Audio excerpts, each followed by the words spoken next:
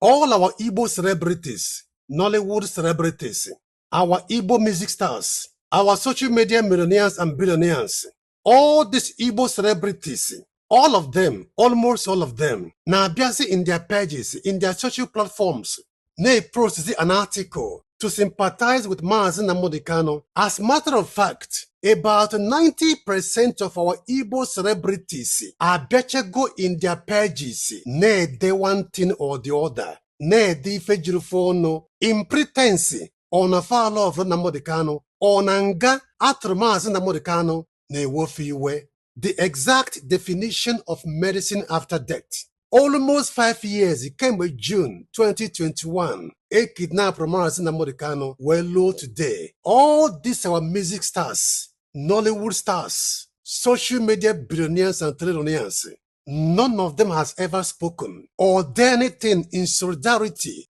to Mazi Nnamdi Kanu. They were all silent, enjoying and living large. But Mazi Nnamdi Kanu n'ime now for the Mandi Igbo niile. These men and ladies nwere capacity ime one thing or the other. Ka Nnamdi Kanu pụta or ka ndị Igbo nwere onwe fa. But all these people gbara nkịtị na-live luxury life, abandon Mazi Nnamdi Kanu. Ndị Igbo na-anwụsịsị. After almost 5 years, finally today, atụgo Mazi Nnamdi Kanu nga. Ka ndị a pụtaziri now na-edezi an article in disguise or in pretense, no ne-ewutefa. What a perfect pretentious people. What a professional pretentious people. I give you guys an upload. Our social media billionaires, Igbo youth na Fakolono. Remember Igbo youth, none of them has ever spoken and none of them has ever gone to all these Nigerian news outlets. Ka grant ya fa interview, ka fa kwuo kwugbowam as a celebrity, as a billionaire, as a honor na-ekwuru ndị Igbo. People I never respect, opportunity ndị a ga-eji ka grant ya ndị a interview, ka ndị a kwuo okwu kwụwa n'onu fa, fanchezigbogo in their shell like mbe.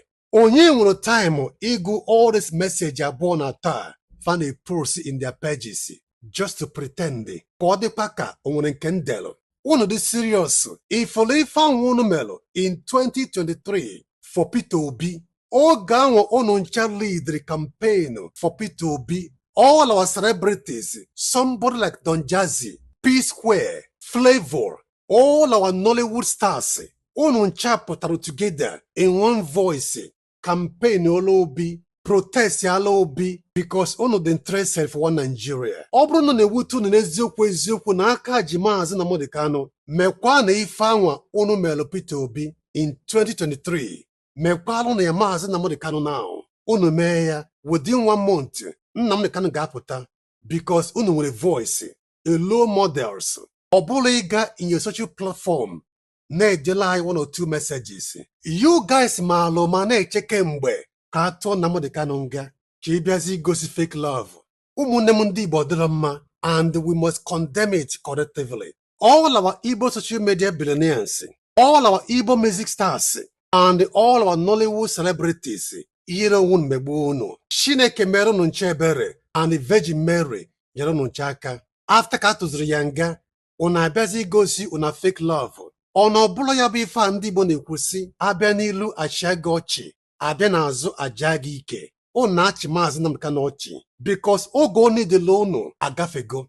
Ọkwa unu ncha fụrụ Mazi Nnamdi Kanu dade na TV ka ọ na-efe n'isi dịka ọ na-achọ ibe akwa. Ọnụ meji ya obi because o nwere mmadụ yet ndị o nwere gbara ya nkịtị ka ọ nwụọ. Nnamdi Kanu nwere mmadụ ndị nwere capacity ịzọpụta ya, ndị nwere capacity idefend ya, ndị nwere capacity ikwuru ya ọnụ ya, but fanche mere ya abandon, gbakudo ya azụ, which was ife result Mazi Nnamdi Kanu ji wee fee n'isi ma chi ibe akwa. Ofu onye mụrụ nwa gụọ ya, okwu dịrị Chukwu nyadịba.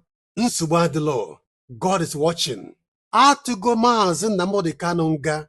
Your wishes and your wills has been done. Gazienu celebrate yano. Ga gbuo na efi. But remember and do not forget that now whatsoever you give to nature, whatsoever you present to nature, is what nature will return back to you. Please share this video. mee ka this video gaa viral. Udo dịrị unu ndị Igbo.